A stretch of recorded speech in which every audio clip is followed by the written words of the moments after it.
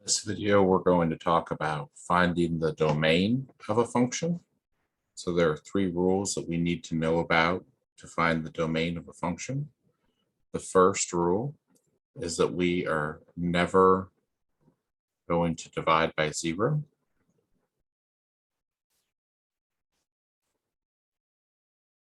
The second rule is that we're never going to take an even root of a negative number.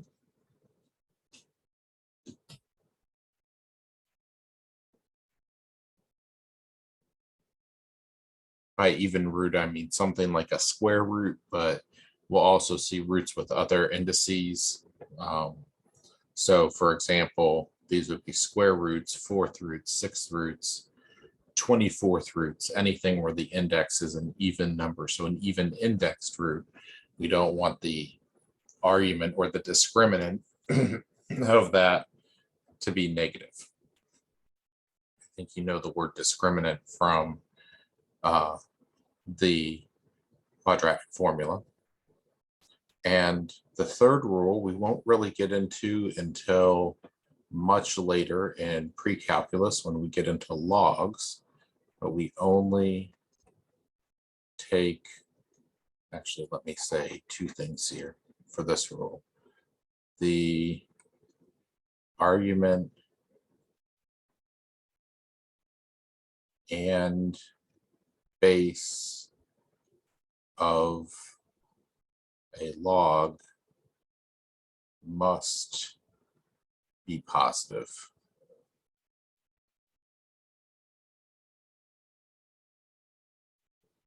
Okay, so we don't normally worry in that case about the base of the log. Normally it's a positive number, but we just need to make sure in case the variable is ever in our base of our log that we know that the base needs to be positive.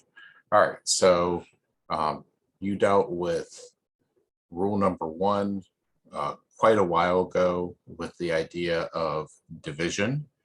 And we knew that we were not supposed to ever divide by zero, that's what we call undefined when we try and divide by zero, that it's not going to give us an answer. And we also have something that's undefined when we try and take the square root of a negative number, but instead of it just being one number, that's where it's undefined. Now we've got a whole bunch of numbers, a whole range of numbers where it would be undefined. And the same thing for number three. Let's go ahead and let's look at some examples of these things. And then we'll come back and we'll talk about the domain of a composition of functions. By that, I mean if I add, subtract, multiply, or divide two functions together. We're not getting into the other type of composition of functions today. Oops, don't need to know what problem number this is on my worksheet.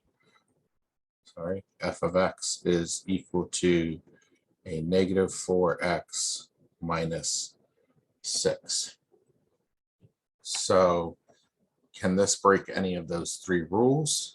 There's no division by x, so I can't divide by zero. There's no x's inside of an even root. There's no x's inside of a logarithm, so I can't break any three of the rules. So the domain of this function is going to be all real numbers, which can be written in interval notation like that. Another way we could write that is, like I said, all real numbers. Sometimes you'll have that as an option for your answer.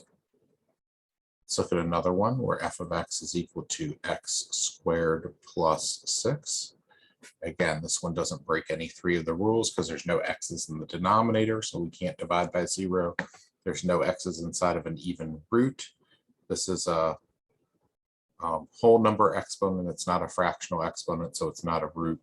And we don't have any x's inside of logs, so same thing here. The domain is all real numbers. Our next one here is this. Now we do have division here in this problem. So I'm just going to show you that what you would do is take the denominator and set it equal to 0 and try and solve. In this case, we're not going to get a solution because we can't have x squared equal a negative number in the real world. There's no solution to this, which means that there's no bad numbers that we need to exclude from the domain. So our domain, once again, is all real numbers. Any number that I square is going to give me a minimum of 0, or a positive number. 0 plus 15 is 15. Any positive number plus 15 is going to be greater than 15. There's no way to make that denominator 0. But now let's look at this one.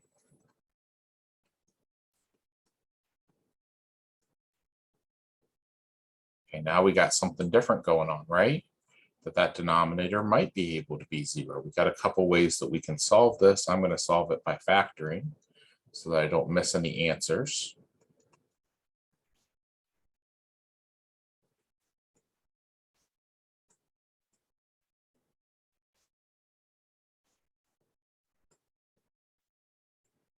X is going to be equal to -7, or X is going to be equal to 7.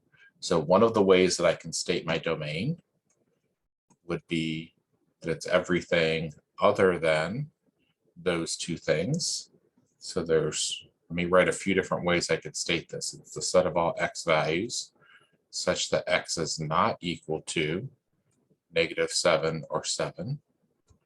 All right, that's called set builder notation.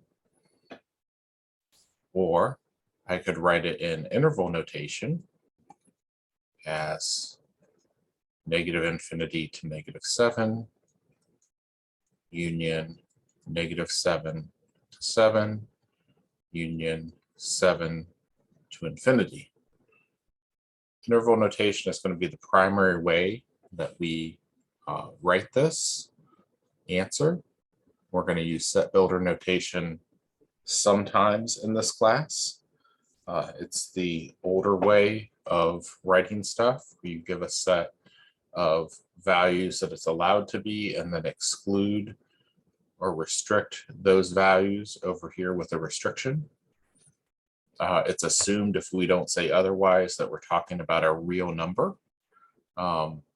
We want to restrict that to be something other than the real numbers, or we want to include numbers that are not real numbers, and we talk about them later. Then we'll go ahead and say that over here as well. Okay, let me clear this.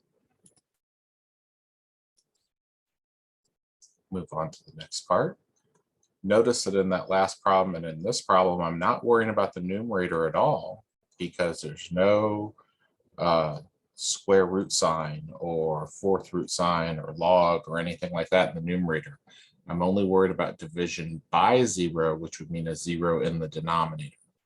So again, I'm going to set my denominator equal to 0 here. Nothing going on in my numerator that I need to worry about. And I'm going to factor just like I did before.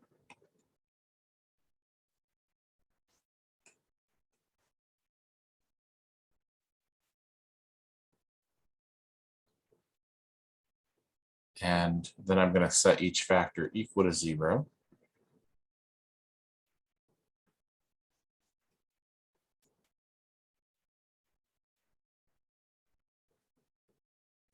Then I'm going to solve each one that needs to be solved.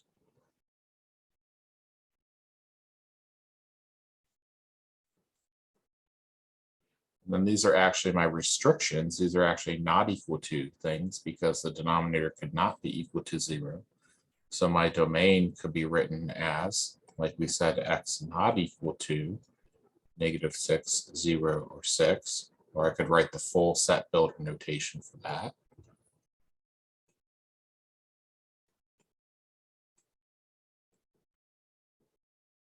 Right? Or I could write my answer in interval notation from negative infinity to negative 6, union negative 6 to 0, union 0 to 6, union 6 to infinity. So if I have 3 holes in my graph, let's just look at it as a picture here. If I have a hole at negative 6, and a hole at 0, and a hole at 6, I've cut the graph into 1, 2, 3, 4 intervals.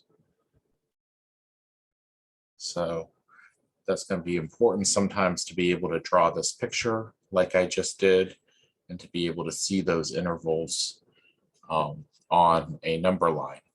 So we can also express the domain on a number line by shading and saying that it's everything in that interval, everything that's in this interval, everything that's in this interval, and everything that's in this interval, but exclude those places where those holes are.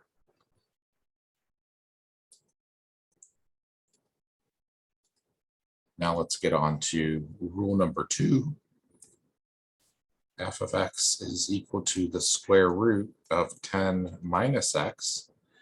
So I need to make sure that the inside of that even indexed root is not negative, so it needs to be greater than or equal to 0.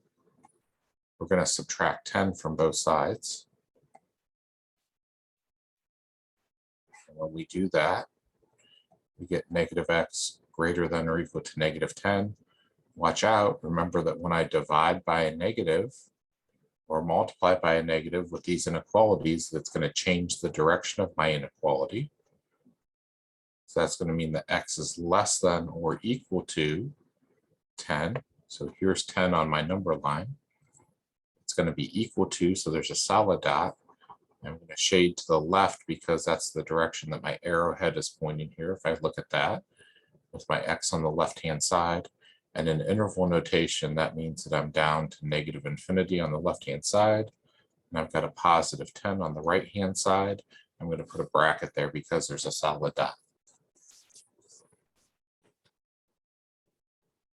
I could also write that with set builder notation as the set of all x's such that x is less than or equal to 10.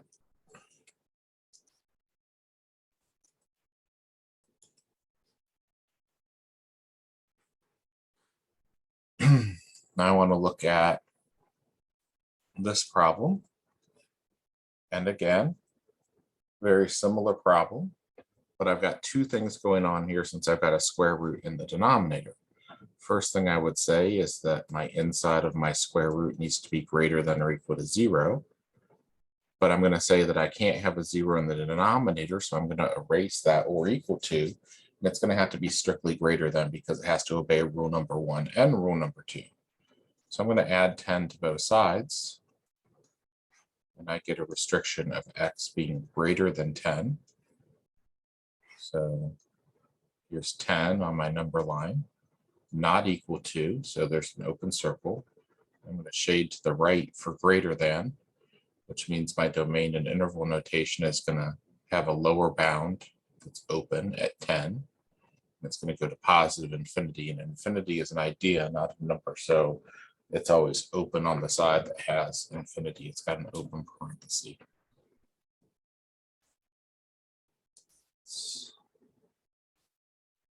Let's stop there for right now, and we'll come back and talk about compositions of functions and their domain in the next video.